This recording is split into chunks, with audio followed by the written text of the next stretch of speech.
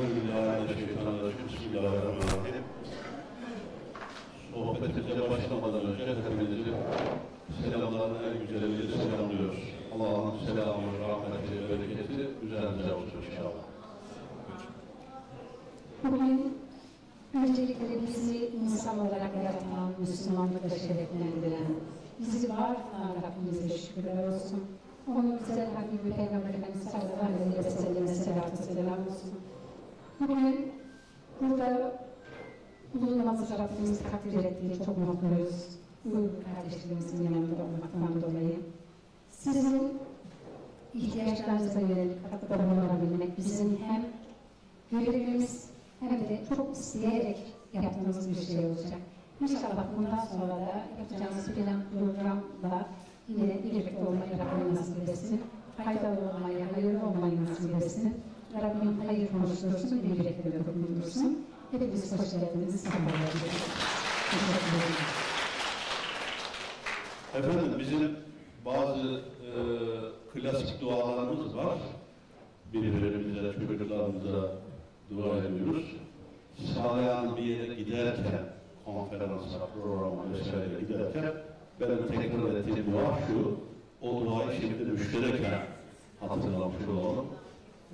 Hem sizin için hem bizim için geçerli olmak üzere. Diyorum ki Allah Celle Celaluhu zihnine açıklık, gönlüne ferahlık, diline tesir gücü, bedenine sağlık, afiyet versin. Yürekten konuştursun, yüreklere dokundursun. Hayır söylettirsin, hayırlara vesile etsin. İnşallah bu anlamda zerre miktarı hayırlara vesile olabilirsek bizim için bugünün kazancı, rahmeti, bereketi o olur. Efendim, ben biraz daha az konuşacağım, Şahin biraz daha çok konuşacak. Ama telaşlanmayın, sabah namazına kalmaz, bitiririz. Sağlayanın müsaadenizle ben konuşurken otursun. O fazla yorulmayalım, çok yoruluyor. O bize lazım. Şimdi biraz önce hocam da ifade etti. Biz bugün şöyle kuş bakışı, ufuk turu genel bir çerçeve çizmeye çalışacağız. Ama ondan sonra talebe göre özel olarak ihtiyaç hissedilen konular bize bildirilirse o konulara yoğunlaşacak şekilde yani sorunlara çözüm üretme amacıyla yönelik efendime söyleyeyim ya da bilgi edinilmesi istenilen alanlar, konular neyse onlara yönelik böyle umuma açık konferanslar da olabilir, özel gruplara, seminerler de olabilir. Biz bir sayfa uygun kardeşlerimiz için gönlümüzde, zihnimizde bir sayfa açtık. Fırsat buldukça oraya bir şeyler yazmaya devam edeceğiz inşallah. Bu anlamda bugün ben size şöyle bir giriş yapmayı düşünüyorum. Bizim zaman zaman tekrar ettiğimiz bir sloganımız var. Bir formül, bin çözüm demektir.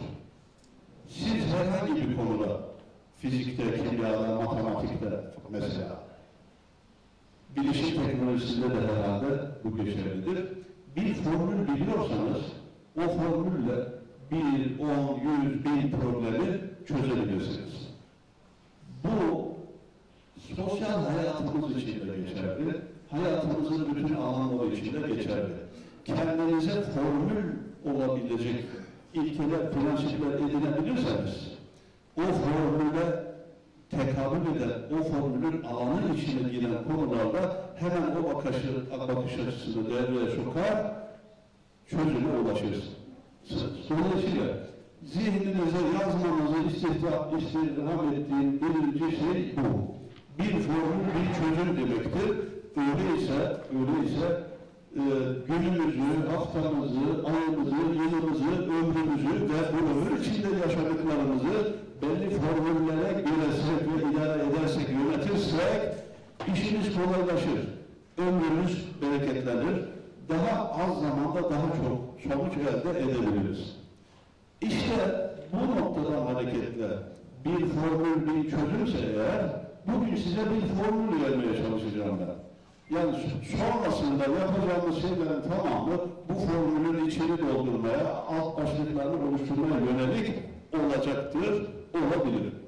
Bu formülün özeti şu, değerli hanımefendi, beyefendi kardeşlerim, tüm sorunların ortak çözümü için aklınıza gelebilen bütün sorunları sayın sıralayın. Kişisel, kurumsal, toplumsal, ne kadar derdiniz, davanız, meseleniz, sorununuz, probleminiz varsa onların tamamı için geçerli olmak üzere tüm sorunların ortak çözümü için bir, insan merkezli hayat, iki, aile merkezli toplum, üç, gelişim odaklı ömür. İnsan merkezli hayat, aile merkezli toplum, gelişim odaklı ömür.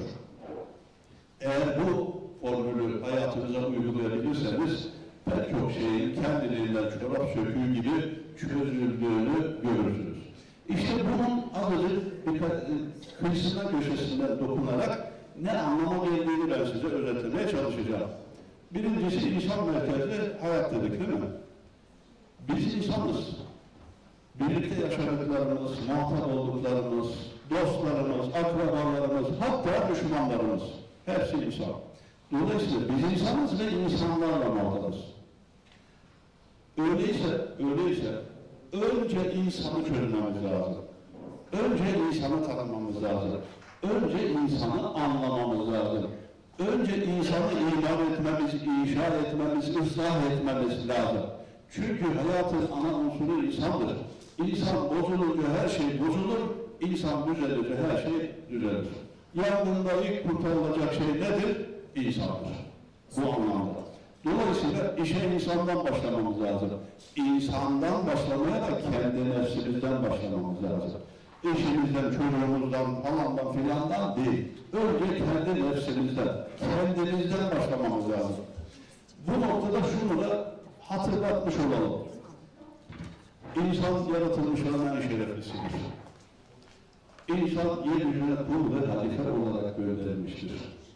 Allah Celle Celaluhu Zariyat Suresi ayet 56'da mealen buyuruyor ki biz insanları ve cinleri sadece Allah'a kulluk ve ibadet etsinler diye yarattık. Bu sadece'nin iki tane adresi var, iki tane anlamı var. Bir, sadece kulluk, başka bir şey değil. Bunun açılımında da şu var. Bilinçli olarak yaşadığımız her an, alıp verdiğimiz her nefes, yapıp ettiğimiz her şey, hocamın alanına biraz giriyorum, ilahiyat alanına, yapıp ettiğimiz her şey kulluk tanımının içindedir. Kulluk sadece namaz, oruç, hac, zekat değildir. Allah'ın rızasına uygun olarak alıp verdiğimiz her nefes, yapıp ettiğimiz her şey kulluktur. Eşinizi memnun etmek kulluktur, çocuğunuzu memnun etmek kulluktur, komşunuzu memnun etmek kulluktur, birine iyilik yapmak kulluktur, yoldaki taşı alıp kenara koymak birisinin ayağına takılmasın diye kulluktur. Dolayısıyla sadece kulluk. Yaşadığımız hayat içinde yapıp ettiğimiz şeylerin tamamı kulluk tanımının içine girer. İkincisi, sadece'nin ikinci anlamı, sadece Allah'a kulluk, başkalarına değil.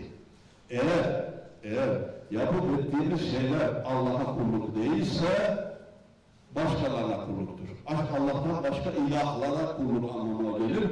O da şirk anlamına gelir. O da en büyük günahtır. Allah Celle Celaluhu hepimizi Allah'tan başka ilahlar edinmekten, Allah'tan başkalarına kulluk etmekten muhafaza buyursun. Dolayısıyla yani bir yandan Allah Celle Celaluhu kul ve halife olarak yaratmış, öte yandan mealen buyurur ki yerlerde ve göklerde her ne varsa emrinizden müsaade kıldık. Yani yeryüzüne halife olarak gönderdiği insanı bu görevi yerine getirecek özelliklerle, güzelliklerle donatıyor. Bir de onun dışında bütün yaratıklarını onun emrine müsaade kılıyor. Dolayısıyla eski alimler insanı alemin, sadece dünyanın değil, dikkat buyurun, alemin küçültülmüş özetine benzetiyorlar. İnsanı alemin küçültülmüş özetine benzetiyorlar. Ya da alem insanın açılımı gibidir. Dolayısıyla hayatın merkezinde, alemin merkezinde insan var. O yüzden nefsini bilen Rabbini bilir. Yani kendisini tanıyan bu muazzam yaratığın, insanın mükemmel yapısının farkına varan, yani eseri alıcı gözüyle bakıp inceleyen, o eserin müessirine de, sanatçısına da ister istemez ulaşır. Vay be! Bunu kul yapabilir mi? Yapamaz. Öyleyse bu ancak Allah'ın işi olabilir de. Dolayısıyla buradan çıkaracağımız şey şu. Yani hayatın bütün alanlarını, konularını bir ağaca benzetin, o ağacın çekirdeği insan. İnsanı çözerseniz her şeyi çözersiniz. İnsanı tanırsanız her şeyi tanırsınız. İnsanı iyi yönetebilirseniz hayatı iyi yönetebilirsiniz. İnsanı düzeltebilirseniz her şeyi düzeltebilirsiniz. Öyleyse birinci dersimiz, ödevimiz kendi nefsimizden, benden başlayarak insanı doğru tanımak, bilmek. Bu konuda bir kitap yazacak kadar söyleyeceklerimiz var. İnsanın sosyal serüveni var, insanın biyolojik serüveni var, insanın ilahi serüveni var, insanın gücü, imkanı var, insanın kontrol, murakabe, denetim mekanizmaları var, insanın oluşma, gelişme safhaları var. Eğer isterseniz bunların hepsini sırayla anlatırız. Ama şimdilik şu kadarını söyleyip geçmiş olalım. Hayatın merkezinde insan var, hayatın ana onuru insan. Allah da insanı bu rolle, bu görevle, bu konumla yaratmış. Öyleyse hangi işinizi düzeltmek istiyorsanız, hangi işinizi yoluna koymak istiyorsanız, hangi alanda başarılı olmak, sonuç almak istiyorsanız, işe insandan başlamalısınız, insana da kendi nefsimizden başlamalıyız. İkincisi dedik ki, aile merkezli toplum. İşte bu hayatın ana unsuru olan insan, tabiri caizse bütün meyvelerin tohumu olan insan bir aile ortamında yetişiyor. Sonra topluma ulaşıyor. Bu açıdan baktığımızda da aile merkezli toplum diyoruz çünkü insanın oluşmasında, gelişmesinde, olgunlaşmasında birinci derecede etkili kurum olarak aile. Kişi olarak önce anne sonra baba. Bunu anlatmak için de şöyle hızlı bir özet yapayım size. Biz insanın sıfırdan, ana rahminden itibaren mezara kadar ki hayatını, insanın oluşma gelişme safhalarını 11 basamaklı bir merdivene benzetiyoruz. Bir merdiven düşünün, 11 basamaktan meydana geliyor. O basamakların hepsi de bizim hayatımızın safhaları, süreçleri anlamına geliyor. Fakat bu merdivenin diğer merdivenlerden farklı bir özelliği var. En geniş basamak birinci basamak. İkinci basamak biraz daha da, üçüncü basamak biraz daha da derken başlangıç noktasından uzaklaştıkça basamaklar küçülüyor. O açıdan insanın oluşmasında, gelişmesinde, benliğini, kimliğini, kişiliğini, teşekküründe bir önceki basamak, bir sonraki basamaktan daha önemli. İşte buna göre sayıp sıralayacak olacak. Birinci basamak. Eğer siz daha iyi bir ev aile, daha iyi bir ülke toplum, daha iyi bir dünya oluşturmak istiyorsanız bu işe nereden başlayacaksınız inşallah. Peki o insanı yakalamak için, üretmek için, oluşturmak için, geliştirmek için ne lazım? O insan anne olacak hanımefendiyle baba olacak beyefendiyi bulmak lazım. Biraz önce bahsedilen çalışmada olduğu gibi. Öyleyse bir anne bir baba. Yani bir aile ortamı lazım. Birinci adım, birinci safa, merdivenin birinci basamağı eş seçimi. O bizim idealimizdeki insanın anne olacak hanımefendiyle baba olacak beyefendinin birbirlerini tercih etmeleri. Birinci basamak eş seçimi. İkinci basamak evlenme. Söz, nişan, nikah, hepsini içine alacak şekilde evlenme. Üçüncü basamak döllenme. Yani o ideal insanın tıpkı tavuğun toprağa düştüğü gibi ana rahminde teşekkür etmeye başlaması. Dördüncü basamak hamilelik dönemi. 9 ayın dönemini geçmeyin. Orada bir dünya var, orada bir hayat var. Beşinci basamak doğum. Doğumun hangi sosyal, psikolojik, fizyolojik şartlarda gerçekleştiği önemli. Şimdi bakın, giderek küçülen basamaklar dedik. 5. basamak doğum, yani çocuk dünyaya gelip illa dediği zaman onun hayatıyla ilgili, belli kimlik kişilik oluşumuyla ilgili 5 önemli basamak geride kaldı. 5 önemli basamak. Bu 5 basamak aileyle ilgili mi değil mi? Doğrudan aileyle ilgili. 6. basamak bebeklik. O da aileyle ilgili. 7. basamak çocukluk. O da ağırlıklı olarak aileyle ilgili. 8. basamak gençlik. Akil bali oluncaya kadar, Allah elinde, kul elinde de reşit hale gelinceye kadar 1. derecede etkili unsur aile. 7. basamak ergenlik, 8. basamak gençlik, 9. basamak yetişkinlik, 10. basamak birini atladım. Evlenme, eş seçimi, evlenme, döllenme, hamilelik, doğum, bebeklik, çocukluk, ergenlik, gençlik, yetişkinlik, 11. basamak yaşlılığı. Aradaki fark etmeniz için bir tek şey söyleyeyim. 0-1 yaş arası bir bebek için, yani yeni doğmuş bir bebek için 1 saat bile çok önemlidir. 1 saat. Tek 1 saat çok önemlidir.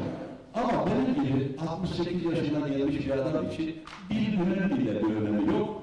Bir haftanın, bir ayın, hatta bir yılın bile çok fazla önemi yok. Başlangıç noktasından uzaklaştıkça etki azalıyor. Burada bir iki küçük parantez açalım. Biz diyoruz ki Allah Celle Celaluhu, hocam meallerde eksik yanlış yaparsam ikaz edin, öksürün.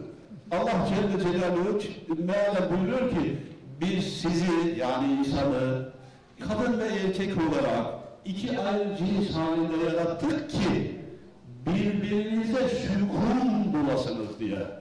Bu şükür var ya, şükür çok bereketli bir kavram.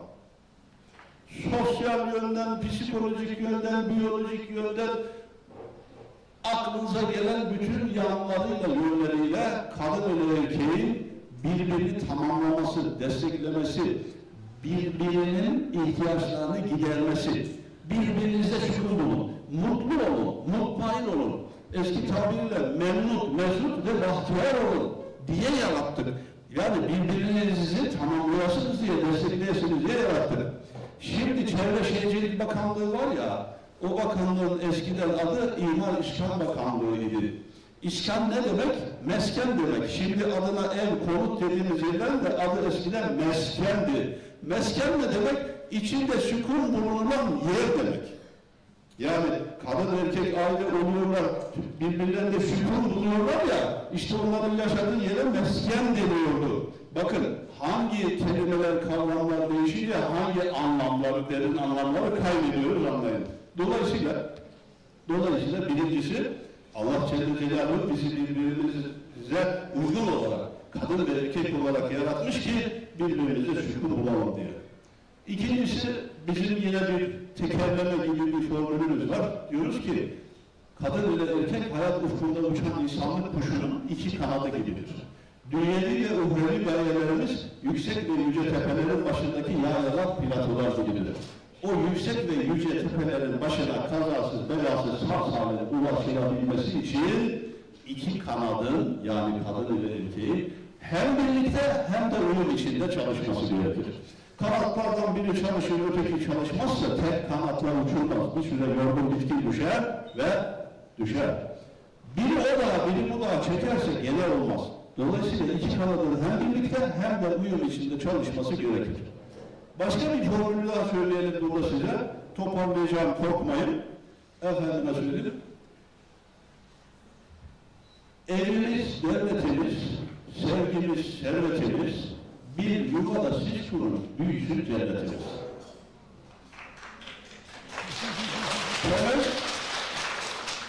Temel ilke ve prensipler açısından bir evi, aileyi yönetmekle bir ülkeyi, toplumu yönetmek arasında fark yoktur. Eski tabiriyle kemiyet açısından, çokluk açısından fark vardır. Ama keyfiyet açısından, temel ilke ve prensipler açısından bir fark yoktur. Ha bir evi aileyi yönetmişsiniz, ha bir ülkeyi toplumu yönetmişsiniz. İşte bu evimiz, devletimiz dediğimiz yerde ana sermayemiz sevgidir. Şefkattir, merhamettir. Biz bir şefkat, merhamet peygamberinin ümmetiyiz. Biz bir sevgi, şefkat, merhamet dininin mensuplarıyız. Biz en büyük şefkatin, merhametin kaynağı olan Allah'a kullarıyız. Öyleyse bunu aile hayatımıza da yansıtmamız gerekir. O anlamda aile hayatında en büyük sermaye sevgidir. Birbirinizi severseniz, sevgi beraberinde saygıyı getirir. Beraberinde güveni getirir. O zaman ufak tefek eksikler, yanlışlar da görmezsiniz. Katlanmak sorun olmaz. Ama sevgi yoksa, saygı yoksa, güven yoksa, yani kaşının altında gözün var der sorun çıkarırsınız. Sevgi saygıyı getirmezse saygısızlık sevgiyi götürür. Evet. Eyvallah. Dolayısıyla evimiz devletimiz, sevgimiz servetimiz. Bir yuvada siz kurun, büyüsün cennetimiz. Eğer bu anlayışla evi devlet gibi, sevgiyi servet gibi görüp bir yuva kurarsanız hem dünya cennetini hem ahiret cennetini kazanmış oluruz. O anlamda bir yuvada siz kurun, büyüsün cennetiniz diyor. Sonuç olarak hayatın ana unsuru insan ama insan doğumunun toprağa düşüp ağaca, çiçeğe, meyveye dönüştüğü yer aile. İnsanın belli kirli kişilik oluşumunda birinci derecede etkili unsur aile. O yüzden biz diyoruz ki aile toplum ağacının hem tohumudur hem toprağıdır. Aile toplum ağacının hem tohumudur hem toprağıdır.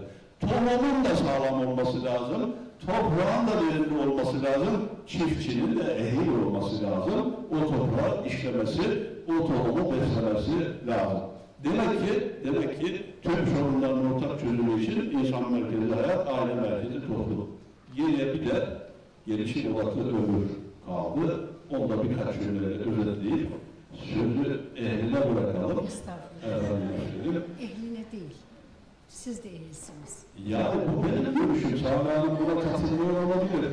Bizim bir temel ihtilafımız var. Ben diyorum ki sen benden daha iyisin. O diyor ki yok sen benden daha iyisin. Ben diyorum ki benim yanım seninkinden daha yakşı. O diyor ki yok benimki seninkinden yakşı. Ben diyorum ki sen bu halinle inşallah cennetliksin, giderken beni de unutma. O diyor ki yok senin Allah'ın yanındaki yerin benimkinden daha fazla. Bu anlamda ben diyorum ki ben senin beni sevdiğinden daha çok seviyorum. Burada anlaşıyoruz diyor, tamam bunu kabul ediyorum ama diyor, yani benim sevdiğimin de az olduğu anlamına gelmez. Yani seninki benimkinden azıcık fazla. Hiyerarşi olarak erkek statüsünün evde yönetici olmasından dolayı, idareci olmasından dolayı sözünün üzerine söz söylememek adına kabul ediyorum.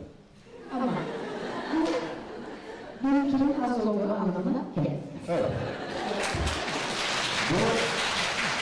Buraya da bir Fransızca açmamız lazım.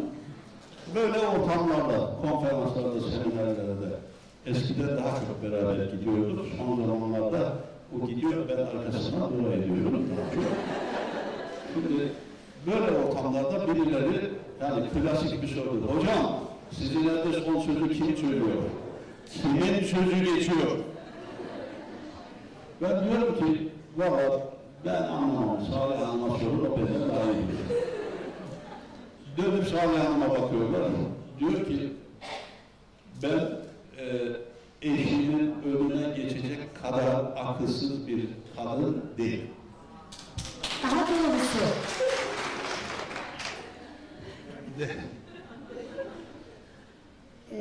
İşinin bir adım bile önüne geçmeyecek kadar kendimi akıllı görüyorum. Evet. Benim yerim Zekeriya Bey'in her zaman bir adım gerisinde bir basamak aşağısındadır diyor.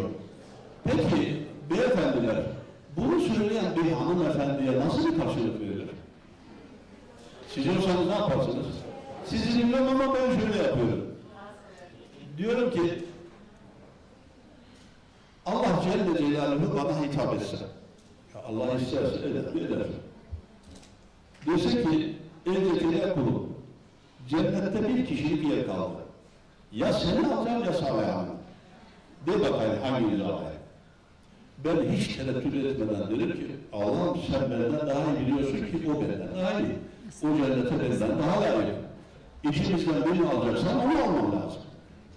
Arkasından bir dipnot düşüyorum. Yalnız diyorum benim de güvendiğim bir taraf var, bir şey var. O bensiz cennete bile gitmez.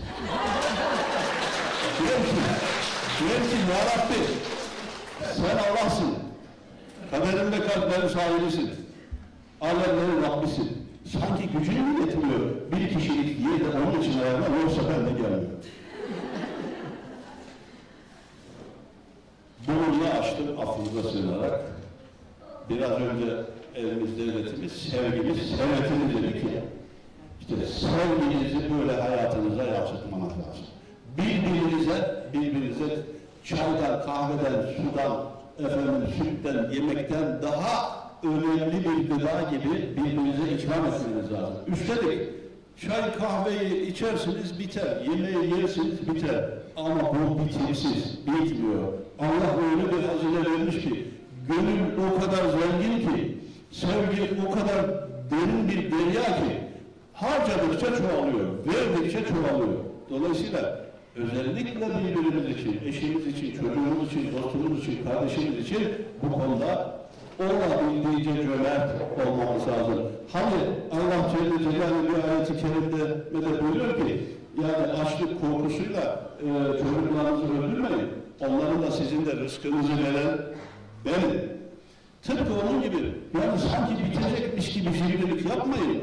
O sevmeyi eşinize de, size de, çocuğunuza da, hepimize de fıtratımıza yerleştirerek bir büyük hazine gibi ikram eden Allah Celle Celaluhu. Bitmez, tükenmez. Evet. Gelişim odaklı ömür kısmını daha kısa özetleyip bitiriyorum. Biraz uzattı bağışlayın. Yani buradan sessiz sedasız beni tahrik ediyor Salih Hanım. Parantez açmak zorunda kalıyorum. Ondan dolayı uzadı. Efendim söyleyeyim. Hoş gördüm. Onun hatırı için beni de hoş gördüm. Estağfurullah. Efendim, biz öyle bir inancın mensuplarıyız ki iki günü bir olan ziyandadır. İki günü bir olan zarardadır, ziyandadır. Bizim bugünümüzden yarınımız bugünden daha iyi olmalı. Durgun su kirlenir ama akarsu temizlenir. Hayat bisiklete binmek gibidir. Sürekli pedal çevirmezseniz düşersiniz. Ve biz yine öyle bir dinin, öyle bir inancın mensuplarıyız ki Resulullah sallallahu aleyhi ve sellem Hazretleri mealen buyuruyor ki yarın kıyamet kopacağını bilseniz bile elinizdeki fideyi fidanın iki. Yani duydunuz yarın kıyamet kopacak demiş. Ya artık bir şey yapmaya gerek yok demeyeceğiz. Elimizdeki fideyi fidanın dikeceğiz. Bir başka ifadeyle hiç ölmeyecekmiş gibi dünya için, yarın ölecekmiş gibi ahiret için çalışacağız. Bunun için söylüyorum. Ya işte yaşımızı başımıza aldık, bu saatten sonra biz ne yapabiliriz ki falan filan demeyeceksiniz. Ne lazımsa, hocam daha iyi biliyor. Bizim dini literatürümüzde ilmi hal diye bir şey yok. İlmi hal. Halin ilmi. Yani hangi halde, hangi konumda, durumlarda söylerseniz onun gerektirdiği bilgiye sahip olmak. Sadece bilgiye değil, bilgiye de sahip olmak. Bu anlamda yani ben Zekeriya olarak eğer eşsem eş babamın ilmine vakıf olmam lazım. Yani iyi bir iş nasıl olur? Bunu bilmiyorsam öğrenmem. Ha öğrenmeyi de, yani öğrendim bitti diye bırakmadan devam etmem lazım. Üstüne de bir şeyler koymam lazım. Babam ki 6 çocuklu babasıyız. Şimdi bir de 2 tane gelinimiz oldu, kızımız gözüne bakıyoruz. 2 tane damadımız oldu, oğlumuz gözüne bakıyoruz. Şimdi biz 6 çocuklu değil, 10 çocuklu bir aileyiz değil mi hala? Arkadan torunlar da gelince işin daha büyüyecek. Şimdi iki gelin daha alacağız. Ha, 2 gelin daha alacağız. 2 tane de bekarımız var. Dolayısıyla 2 kızımız daha olacak 12. Evet. 12 çocuklu bir aile olacağız inşallah. Allah hepimize ailesini nasip etsin. Öyleyse iyi baba nasıl olur? İyi eş nasıl olur? İyi baba nasıl olur? İyi anne nasıl olur? Bunları öğrenmemiz lazım. İyi komşuluk arkadaş nasıl olur? Bunları öğrenmemiz lazım. İyi akrabalık nasıl olur? Bunları öğrenmemiz lazım. Dolayısıyla madem ki ilmi hal diye bir şey var, bu bizim sorumluluğumuz. Halimizin ilmini bilmemiz gerekiyor. Öğrenmenin de yaşı başı sınırı vesairesi yok. Hanımefendiler, beyefendiler, yani kitap mı okuyorlar? Efendim, program mı izliyorlar? Konferanslara, seminerlere mi gidiyorlar? Yeniden efendim okuma yazma mı öğreniyorlar? Yüksek lisans doktora mı yapıyorlar? Neye güçleri yetiyorsa, şartları neye el veriyorsa bir an bile geri durmadan kendilerini geliştirmeleri lazım. Bir iki küçük şeyle bitiriyorum. Ben Salih Hanım'ın, biz evlendiğimiz zaman Salih Hanım, tanıştığımız zaman Sağlık Meslek Lisesi mezunuydu. Ebe hemşirelik yapmıyordu ama ebe hemşire olarak mezun olmuştu. Şu anda Salih Hanım bir sürü eğitimleri, belgeleri almış. Uzman aile danışmanı, uzman psikolog. Aile danışmanı. Aile danışmanı. Avrupa ülkelerinde geçerli kognitif terapi derneği tarafından verilmiş terapist yetkisi sıfatı var. Mesela bunlara şunu için söylüyorum. Bütün bunlar niye dönmüş gibi sanılan yeni şeyler öğrenmeye, yeni şeyler yapmaya devam ediyor. Son zamanlarda en çok uğraştığı şeylerden birisi İngilizce öğrenmek. Çünkü şeye girecek, dil sınavına girecek, ondan sonra işte doktora, profesör olacak kadar devam edecek.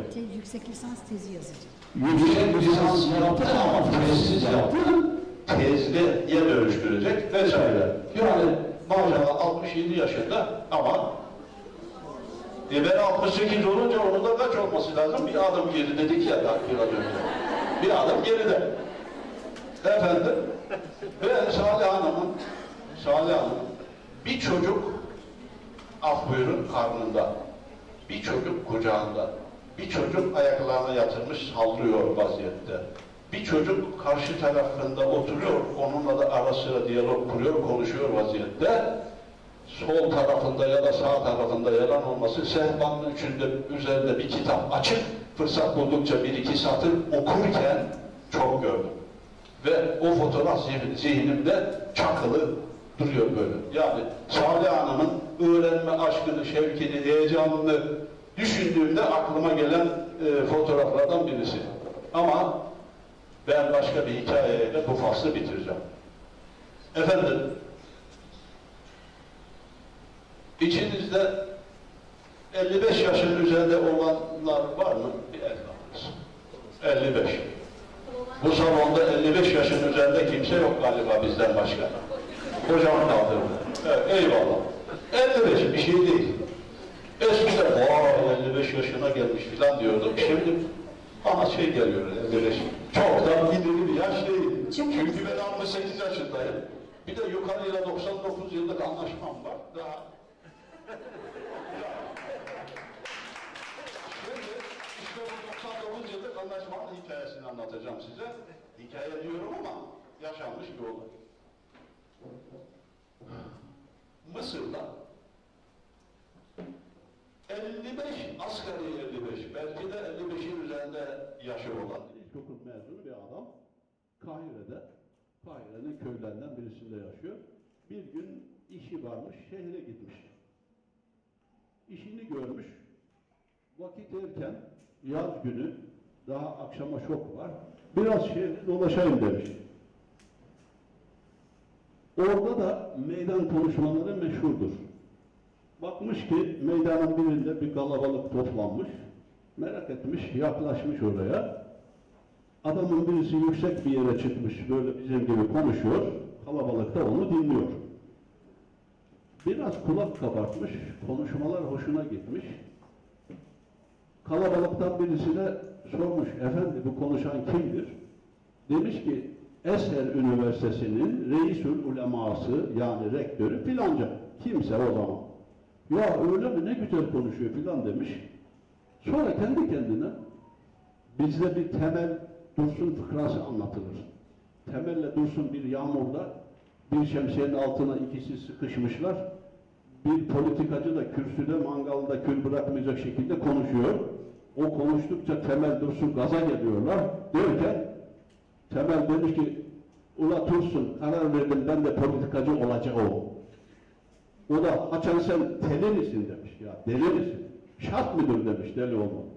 Oysa adam demiş ki, ya karar verdim ben de bu Eser Üniversitesi'nin reisül ulema olmaya. Madem ki reisül ulema olunca böyle güzel konuşuluyor, karar verdim ben de reisül ulema olmaya. Kim bunu diyen? İlkokul mezunu, 55 yaşlarında bir köylü. Özet geçeyim, sonra Eser Üniversitesi'nin yerini bulmuş. Kapıda güvenlik görevlisine selam vermiş. Demiş ki, efendi, ben buraya reisül ulema olmak istiyorum. Onun için ne yapmam lazım? Güvenlik görevlisi şöyle bir bakmış, adamı aşağıdan yukarıya, yukarıdan aşağıya süzmüş. Pek bir şeye öğretememiş. Abi sen kimsin, nesin, nereden gelip nereye gidiyorsun? Adam kendisini tanıtmış filan.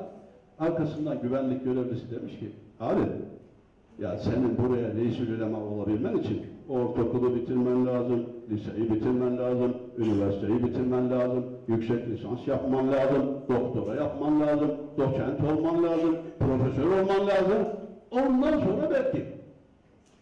Adam pişkin, tamam demiş, bunları yapmam lazımsa yapayım. Nereden başlayacağım? Güvenlik görevlisi bu sefer üslubu değiştirmiş. Biraz da kabalaşarak, abi anlasana ya demiş. Sen buraya olsan hademe olursun. Ne reisül uleması? Uzatmayalım. Güvenlik görevlisi pes etmiş. Onu almış. İdare amirine götürmüş. İdare amiriyle de aralarında benzer bir konuşma geçmiş. İdare amiri de pes etmiş. Tamam demiş, yarın gel hademe olarak, hizmetli personel olarak başla. Adam hademe olarak Eser Üniversitesi'nde paspas yapmaya, lavaboları yıkamaya falan başlamış. Arkasından o güvenlik görevlisinin alaylı bir üslupla saydığı, sıraladığı şeylerin peşine düşmüş. Bir yandan çalışıyor, bir yandan hocalarla, talebelerle, kitaplarla haşır neşir oluyor. Geceyi, gündüzü, yazı, kışı birbirine katıyor. Ortaokulu bitirmiş, liseyi bitirmiş, üniversiteyi bitirmiş, yüksek lisans yapmış, doktora yapmış, doçent olmuş, profesör olmuş. 90 yaşında reisül ulema olmuş. 90 yaşında reisül ulema olmuş. Böyle azimli bir adama siz olsanız uzun ömür vermez misiniz? Allah Celle Celaluhu ona 120 yaşına kadar ömür vermiş. Arkasında çok ciddi İslami eserler bırakmış. Eser Üniversitesi'nin tarihine geçmiş. Son bölüm şu. Kim bu? Bu kim?